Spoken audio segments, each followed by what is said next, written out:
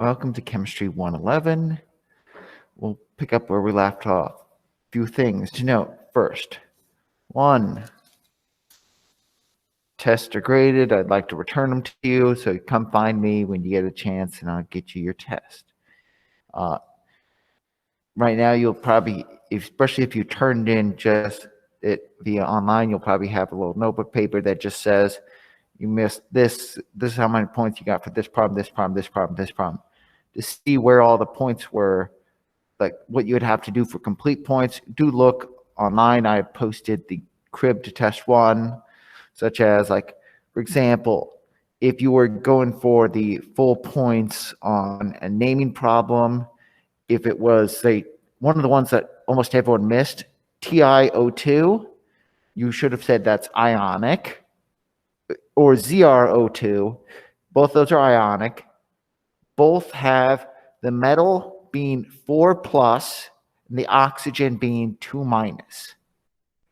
Then you should have said, no, that should have been titanium 4 oxide, not titanium dioxide, or zirconium 4 oxide, because these are metals, not nonmetals. If it was a nonmetal and we did that, if I had, for example, SiO2, that would have been molecular, and then you would have just said silicon dioxide without worrying about the charge. Another common issue that lost points on there would be, like, if you had like say potassium nitrate or something like that, I wanted you to say NO3 1-, not N3- O2- or something like that. I wanted you to look at the overall anion, because I wanted you to try to understand how they're put together. Like, if K is +1 and NO3 is 1-, you can put them together in a 1-to-1 ratio. But that's what I was going for ones like that. But so the crib is all posted as a video as I work through at least one version of the test and give the answers for the other version. Also, sorry about last class. Google Meet kicked me out in the middle, and it didn't give me any indication it had kicked me out, and I just kept on lecturing. So if it ever happens again and it kicks me out, feel free to call me. Someone, text me. My number's on the syllabus. Some people definitely do have my number. I've already spoken with some people in person. Send me a, hey, you've been removed from the meeting, and I'll get right back on. But that was I'm not sure if that was the Google Meetings fault or my computer, because my computer was definitely going very slow that day. My computer was definitely lagging and seemed to work a lot better once I restarted it. So who knows? We'll see if that happens again. Got a little cocky after teaching the whole week without restarting my computer. Okay, so let's get back to where we were at. So what were we talking about in this lecture? So we were talking about the exceptions to the octet rule. So we talked about, obviously, there's this situation with boron where there's not enough electrons to go around. There's not enough electrons to go around, especially with formal charge. That even though you could probably donate electrons like a lone pair to give boron 8, most times that is not really a good idea, because that would greatly increase the formal charge. Boron is one of those ones, sometimes we just let it fail, and that's okay. Nitrogen, because it makes 3 bonds and has 5 electrons, 5 valence electrons, it can sometimes be a radical because it has an odd number of electrons. We haven't had to deal with this because all the structures we've drawn have had an even number of electrons to deal with. But anytime you get an odd number, that's when you risk a radical. I might think of some examples right off the top of my head before the day is through. And the one that I was getting to when it cut me off has to do with expanded octets. So this deals with row 3 and below. So 3, 4, 5, 6, 7. The whole idea of expanded octet is that they have empty d orbitals that can be used to place excess electrons. It's like, as I was explaining last week, it's like an attic that you have that it's not really filled with anything yet. You come in, you get someone gives you something you don't really need. You have you have a fake Christmas tree. Well, it's February now. If you still have your Christmas tree up, shame on you. You take it down, you store it in the attic, you put it there for next year. Well, in this case, you have some extra electrons. You make an extra bond.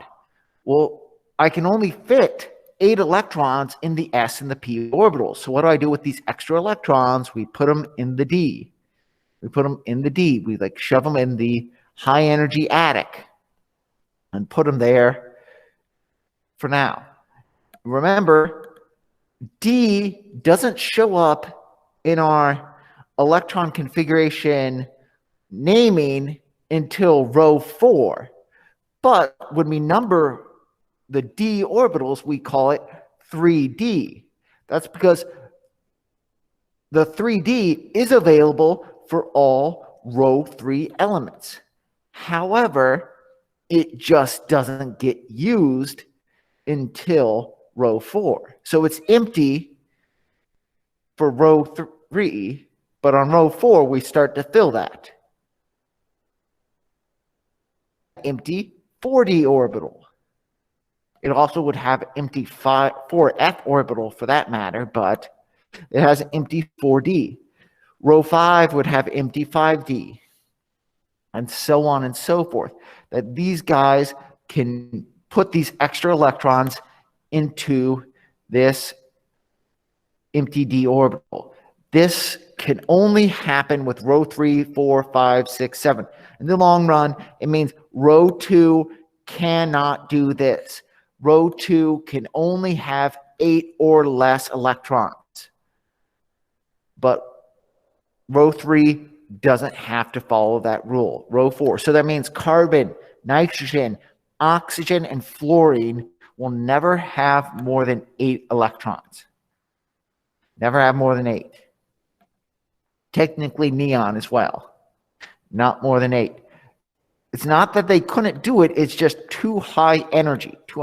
So a lot of our oxyanions that we named, our sulfates, our phosphates, our perchlorates, all are using these empty d orbitals. You notice sulfate is SO4, phosphate is PO4, perchlorate is ClO4, but nitrate and borate and carbonate are CO3, BO3, NO3. That is because they cannot fit the 4th oxygen around it. And even if they could, they don't have anywhere to put the 4th oxygen's electrons.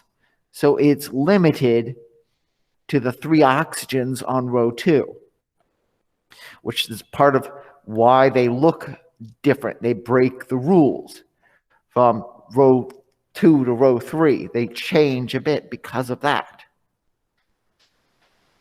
So now it would have been nice to know that at the time, but that's getting a little bit beyond. Okay, so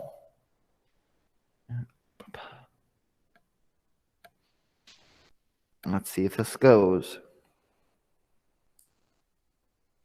Come on. Okay, so as I said, we're going to keep changing these Lewis rules to account for all things. So some of the rules are the same. So remember, we first sum up all the valence electrons, but now we must account for the overall charge. Remember, if it's positive, we remove an electron. If it's negative, we add an electron.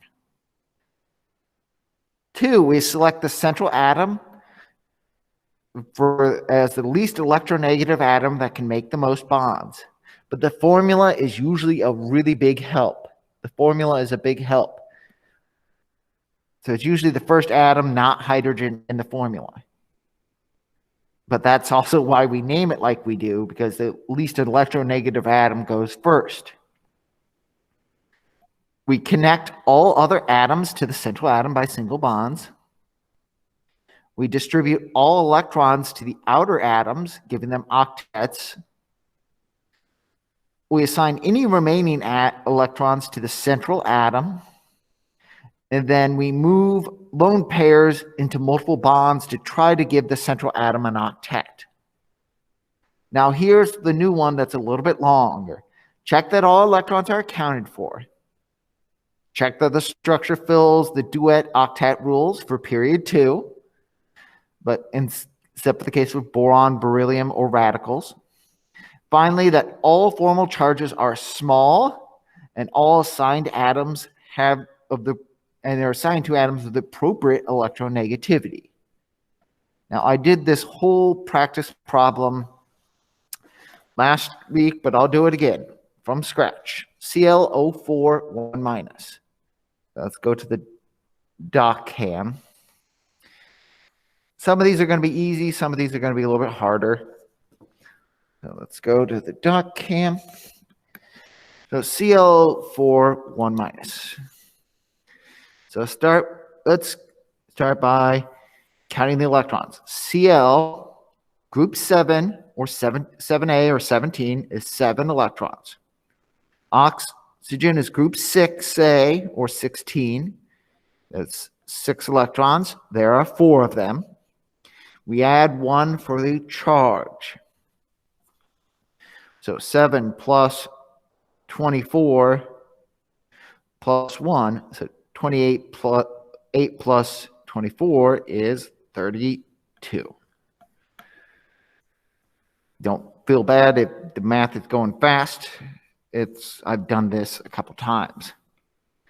Now the first atom, chlorine is less electronegative than, but it also can make more bonds because it's not held to the octet rule, and it's also first in the formula. So I'm going to put chlorine in the center, oxygens all around.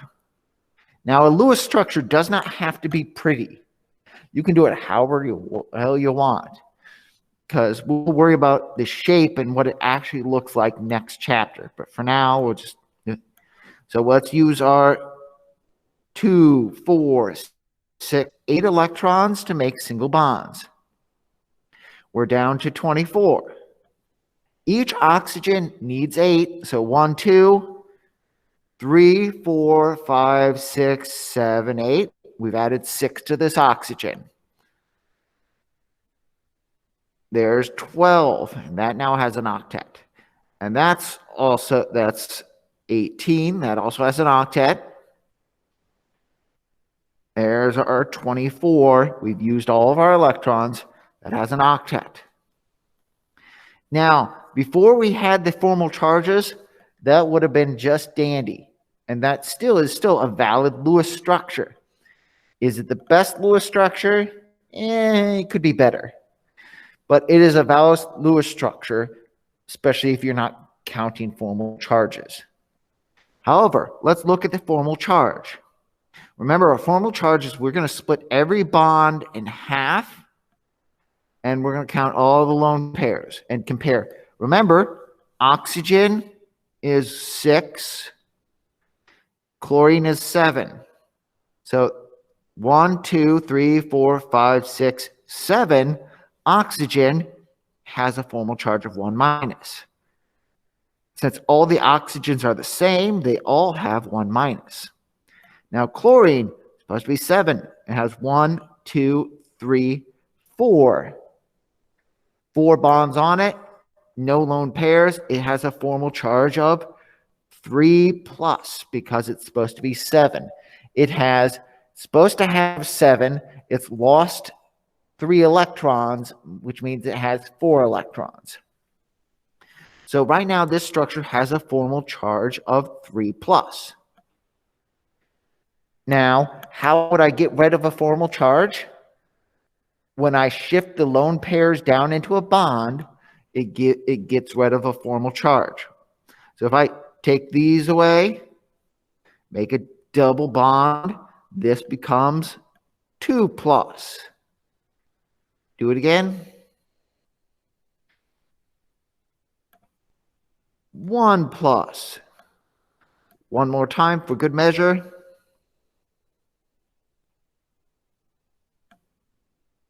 0 plus. So our new structure, redrawing this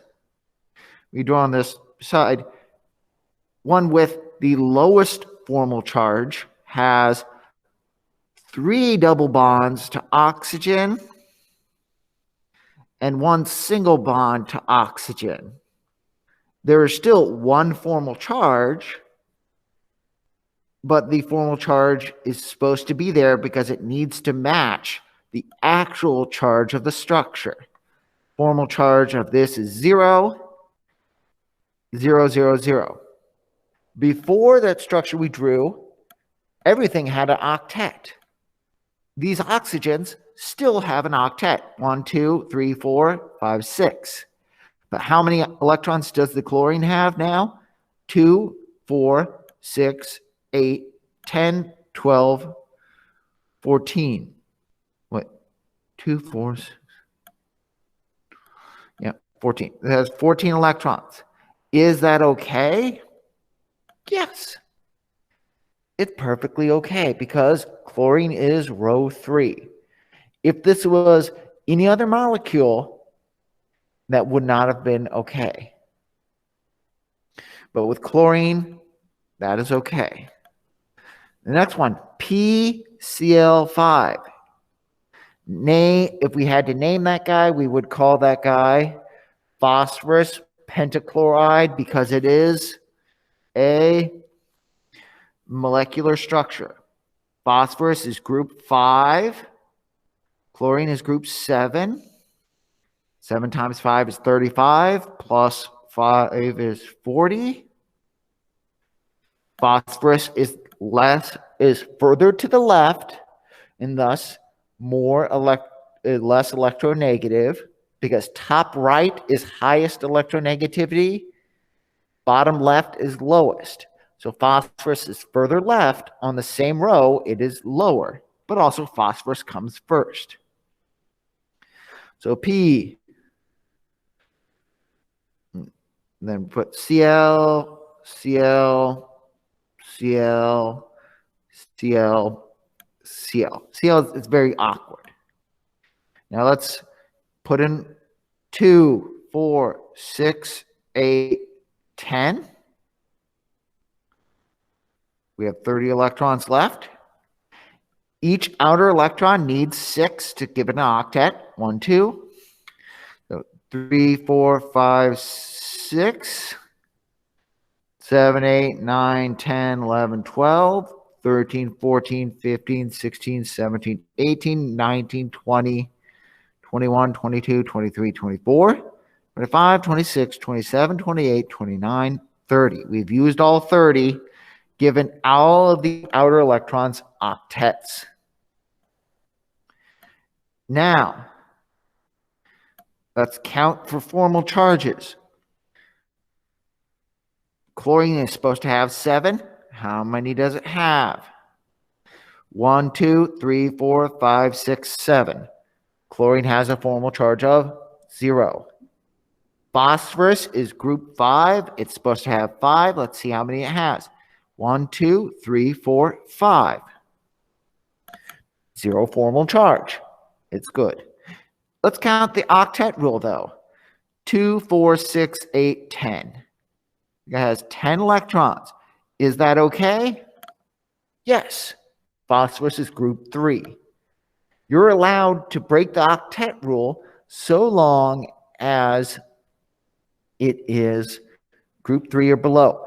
The main thing you need to do is make sure that we have an octet on the outer electrons. If there's no octet on the outer electrons, you've done something horribly wrong. But everything else is okay. Now, BF3. BF3. Boron, group 3. Fluorine, group 7. 7 times 3 is 21, so we have 24 electrons.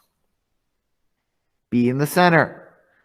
F, F, F. That uses 6. We're down to 18. 2, 4, 6, 8, 10, 12, 14, 16, 18. So we've used up all the electrons. Now by itself, this boron has 6. However, it has 0 formal charge. 0 formal charge. 1, 2, 3. The fluorines have 0 formal charge. You may be wanting to be tempted to go like this and draw this structure to give boron an octet.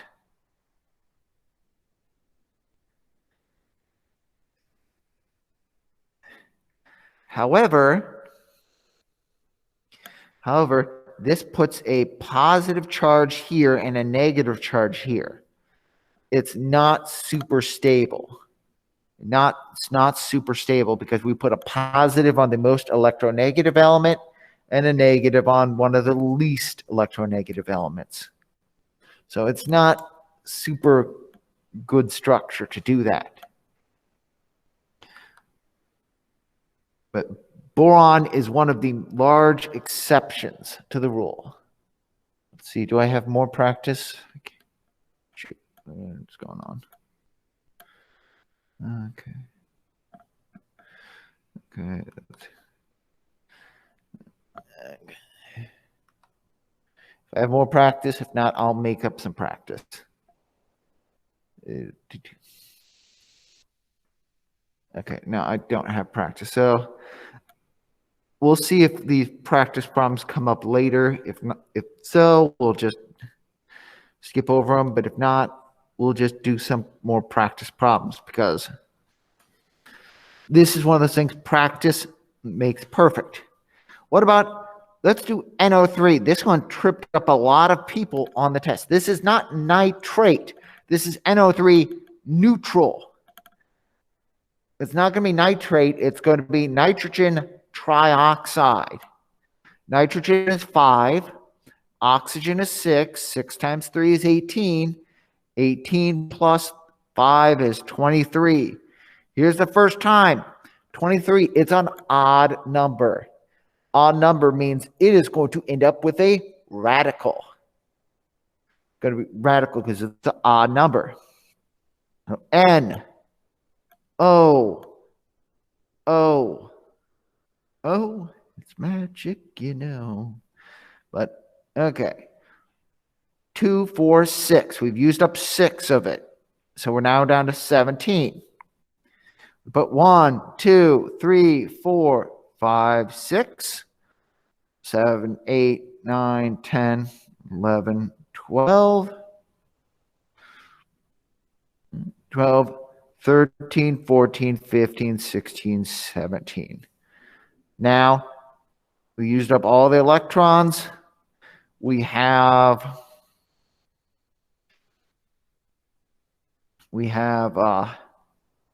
there's no way to make this perfect no matter what. But right now this stands at 3, 2, 4, 6. That stands at 7, 8, 8. So if this is 6, what are you going to do? You're going to take a lone pair down and make this, boom, 8. Now 8, 8, 8, 7. There's no way to achieve everything you want. There's no way that we don't have enough electrons. Formal charge is not going to be happy no matter what. This guy has a 0 formal charge. This guy has a negative formal charge. This guy has a 0 formal charge. This one has 1, 2, 3, 4. This one has a positive formal charge. There's no helping it. Nitrogen is one of those guys that typically gets a formal charge. It can't break the octet rule. We can't have more than 8.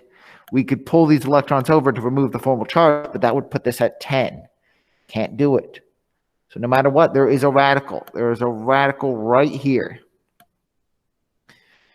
And as much as you want, you can't avoid a radical. Let's do one more. CO, carbon monoxide. I might have this one later on, but we'll do it now. Carbon monoxide. There's 4 and plus 6. There's 10 electrons. C. Oh, that puts it at 8. We're going to put 2, 4, 6, 8. We've used up all those. Now this is 2, 4. So we're going to take a lone pair away, move it down. And now we're going to take another lone pair. Now here's a tricky situation. 2, 4, 6. This is at 6. This is at 8. Right now we are sitting at 0 formal charge. 0 formal charge. So if this was boron, I would say stop, you're done. But carbon actually will take the formal charge. It would be rather be an octet than not an octet. Boron is the weirdo. So we're going to take another thing and put a triple bond here.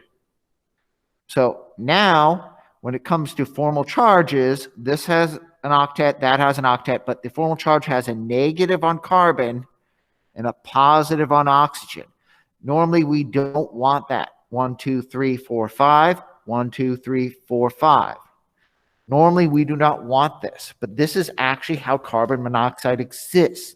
This is why carbon monoxide is so deadly. It is deadly because that negative charge on carbon, which is not where it wants to be, makes us highly reactive, especially to a positive metal such as iron. You don't know, hemoglobin, the oxygen carrying component of the blood, contains a lot of iron as the active binding agent. Well, carbon monoxide, which is negative carbon, binds to that iron more strongly than oxygen does. So when it binds, it's near irreversible. It's really hard to get it off again. And so one of the key things about hemoglobin, it binds oxygen, moves it to where it needs to be, and then releases it again so we can breathe.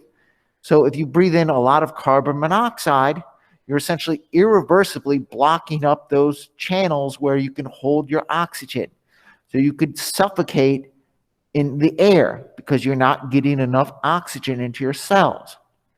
Where this is important is think about many of the Texans who had to burn furniture for heat. When you burn some of that furniture, some of the byproducts besides CO2, which is harmless, is carbon monoxide, which is, if you don't have a way to channel the smoke out, you could be breathing in a lot of carbon monoxide, which is detrimental to your health because you're essentially, a little bit of that can be deadly in that you breathe too much in and suddenly you cannot get enough oxygen and your cells start to die. We'll do one more after that cheerful note of NH4+, ammonium.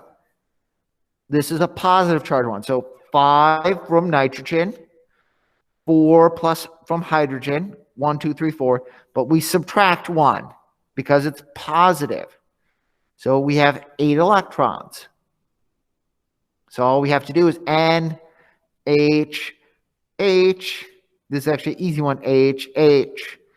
Put it in brackets, put a plus charge. Nitrogen has an octet. Hydrogens each have their 2. Nitrogen actually has a formal charge of +1 because it's supposed to have 5 and it only has 4, but the formal charge has to match that. So ammonium, but that's how you deal with a positive charge. You remove an electron. Instead of having 9 electrons to deal with, we have 8.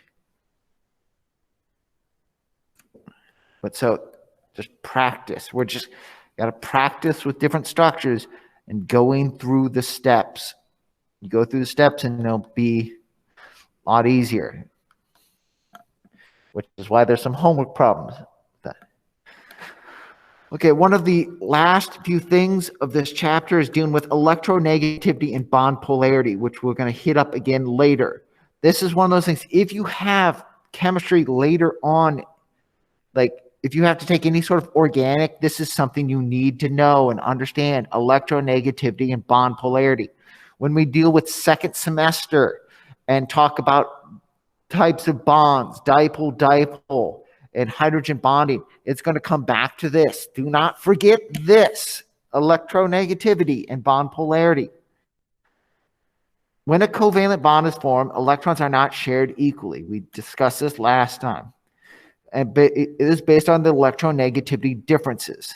When you have an uneven sharing, you have what's called a polar covalent bond, or oftentimes just a polar bond. Now, when we represent this, we put the small Greek letter delta to mean a small change. And we'll say a delta negative or a delta positive, and we'll put those on the atoms depending on their electronegativity. And when you have these delta negative and delta positive, you create essentially what's called a dipole. Dipole meaning two poles.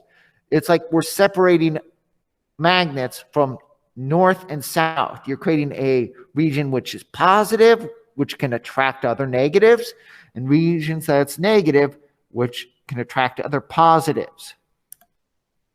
And it gives it some degree of ionic character, because what is an ion but a full positive and a full negative? These ions attract a cation attracts an anion, and an anion attracts a cation. Well, we can do that within a molecule just to a lesser extent.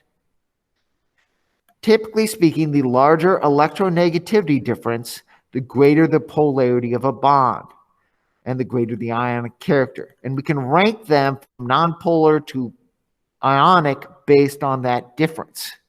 So nonpolar, you see this green structure, they are equally sharing of electrons. There's no region where the electrons are found more often. Then we start to get the middle thing. We get a polar bond. We see this red region is lots of electrons. This blue region is less electrons. The green is about the middling. Essentially saying what is happening is the electron is spending less time at one place. Less time at one place. Normally, probabilistically, it's equally all distributed throughout the atom. It spends 50% of the time over there, 50% of the time over there. But when you get polarity, now instead of 50-50, it's spending more like 80-20. 80% of the time, it's over near the middle of the bond. 20% of the time, it's somewhere else.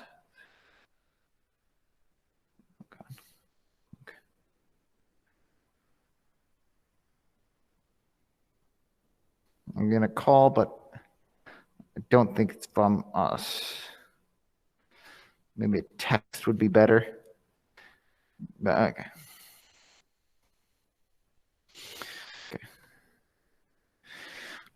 okay. Okay, let's go back. Where were we? It's like about middle of the road there. Now,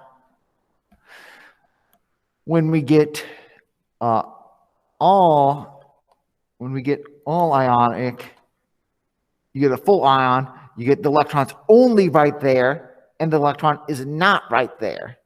So you can have some region where there's a little bit of change versus complete separation. Now, typically, let's see, we have, well, before we go there, typically we're going to have a table with the electronegativity values. You can subtract them and figure these out, whether this is polar or not. There is depending on who you ask, depends on where you make the cutoff, but I'm going to make the cutoff for us that the difference has to be greater than 0.4.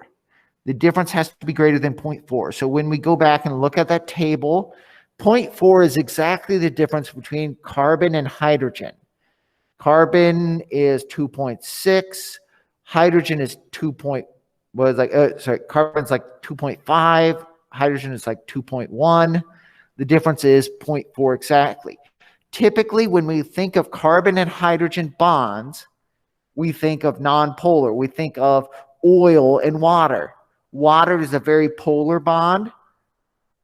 Hydrocarbons is very nonpolar, and thus they don't mix well.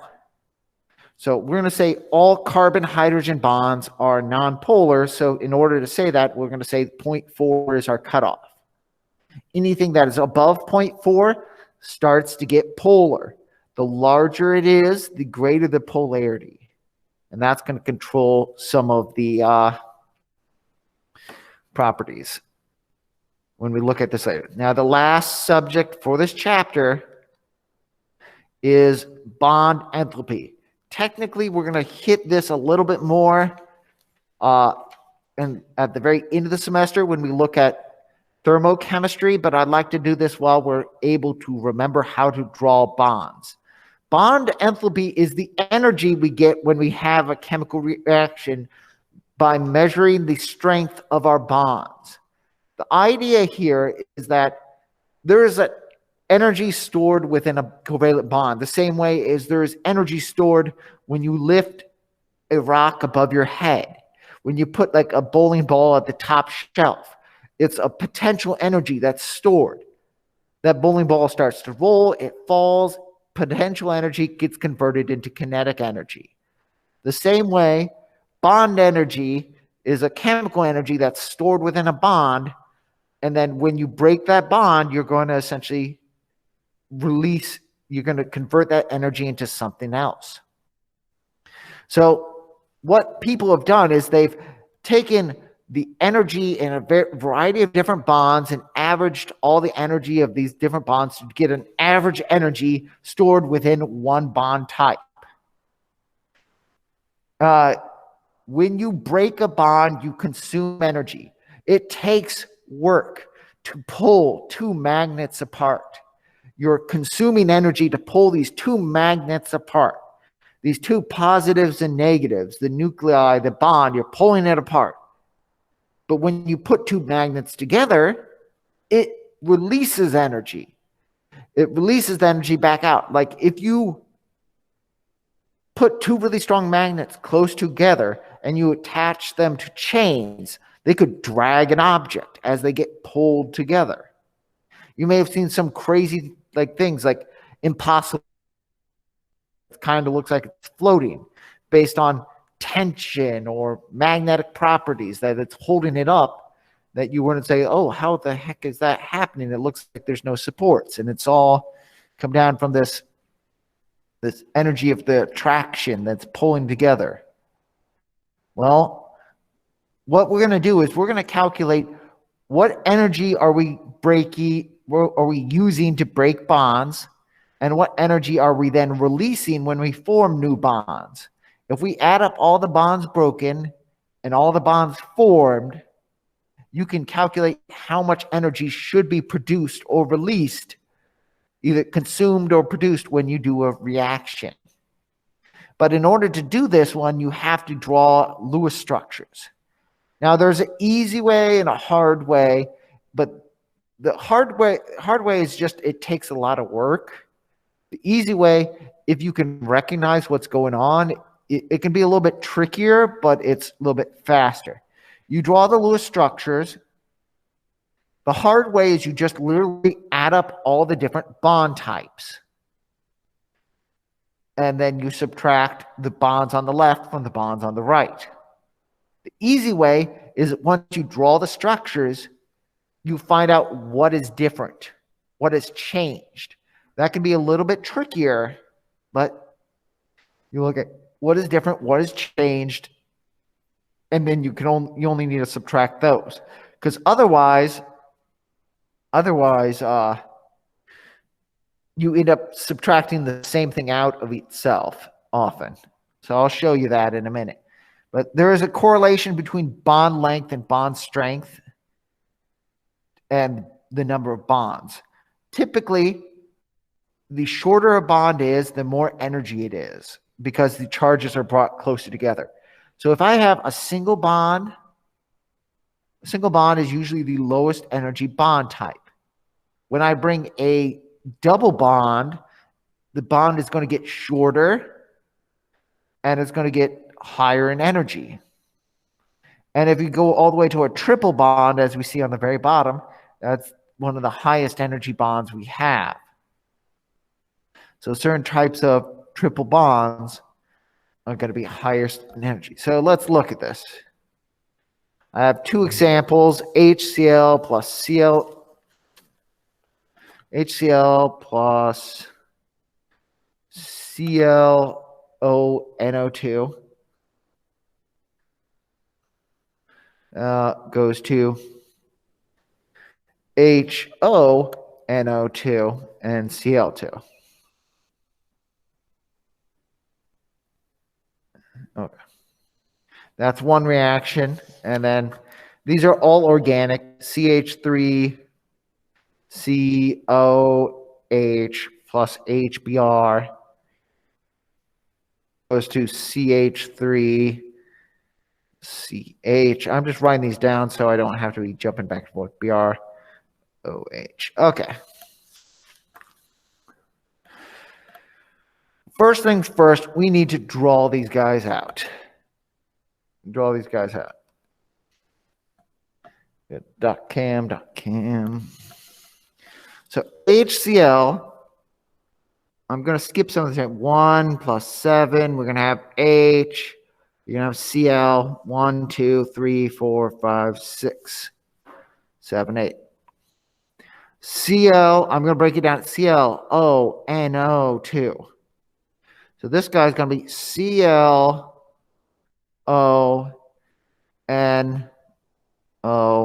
So 7 plus 6 plus 5 plus 12.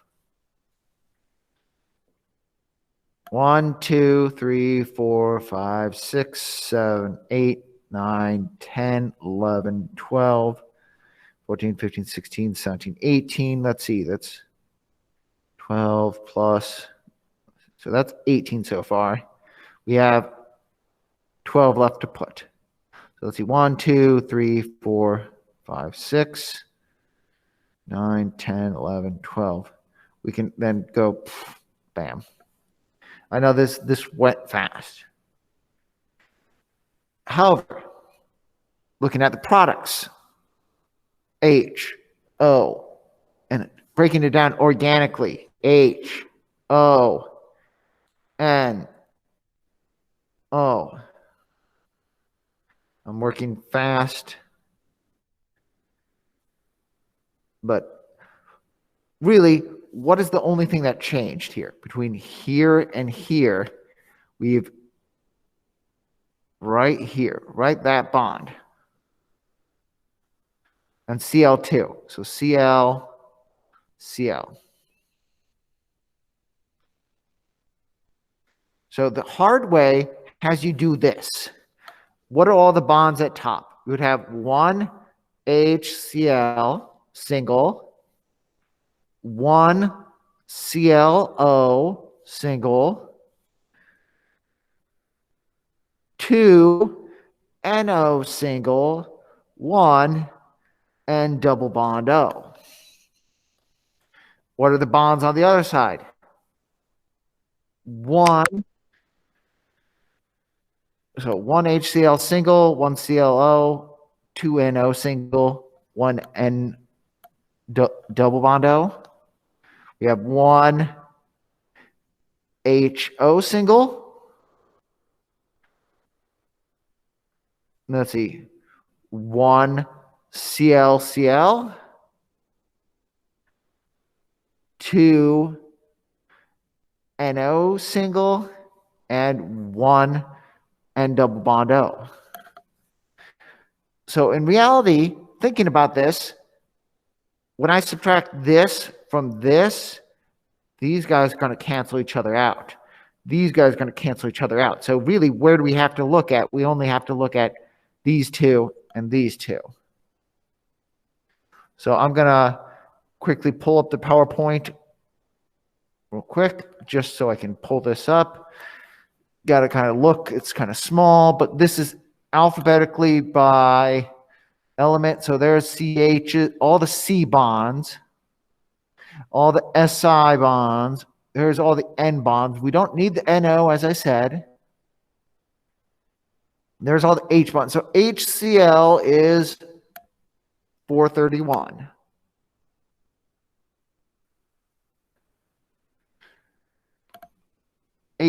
HO, not there, but it's going to be under the OH.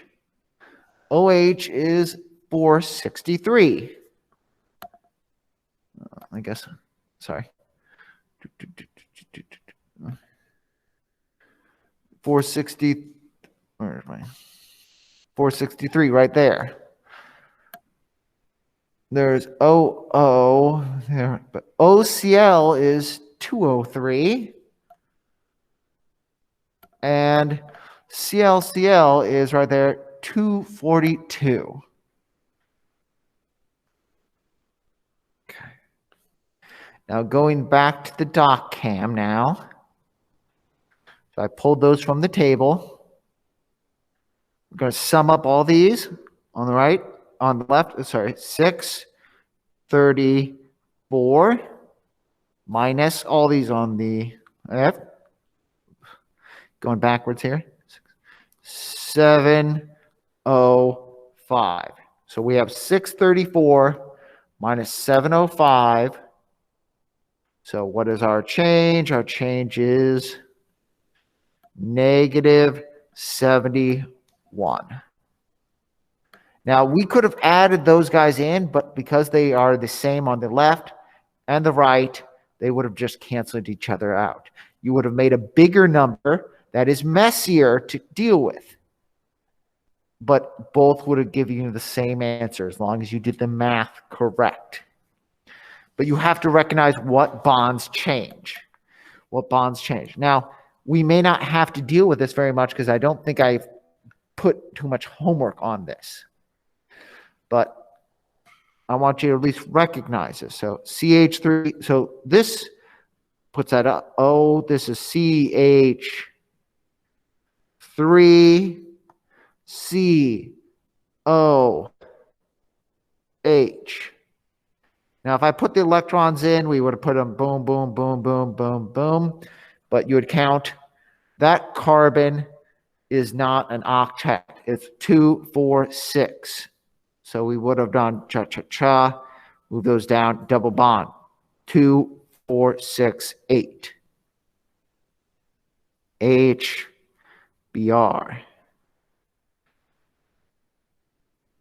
As I said, this is going awfully fast, all things considered. So the next one is CH3. This one becomes CHOH.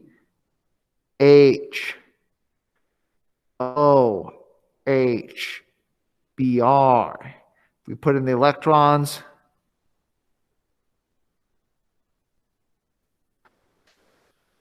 so what is changed between here? We've got added this bond, and this bond from here and here. So let's look at here. All the bonds on the left, we have, we'll say 1, 2, 3, 4, 4 CH, 1 CC, 1 C double bond O, 1 HBr.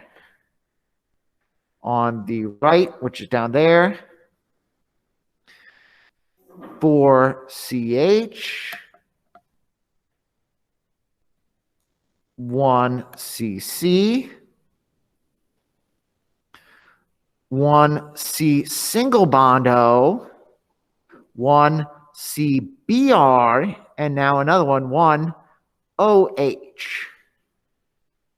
Once again, these guys cancel. cancel, and these guys cancel, making this a little bit easier of a prospect. However, we're going to go to the PowerPoint. We are almost done. I know it's technically we're out of time. I'm going to just use them there. 1072.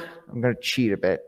1072, then 366 on the left. 463. Let's see. CBR is 270. I like to say 276 and 358. So we just sum those up. So we have down here. So simplifying that, 1438 minus 7, 6, 12, 6, 1097. You do this, you would get a positive number. Well, you get like what?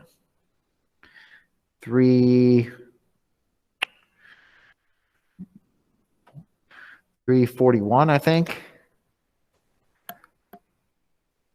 341. Yeah. 341. As I said, I don't think there's a question like this on the homework. I'll double check.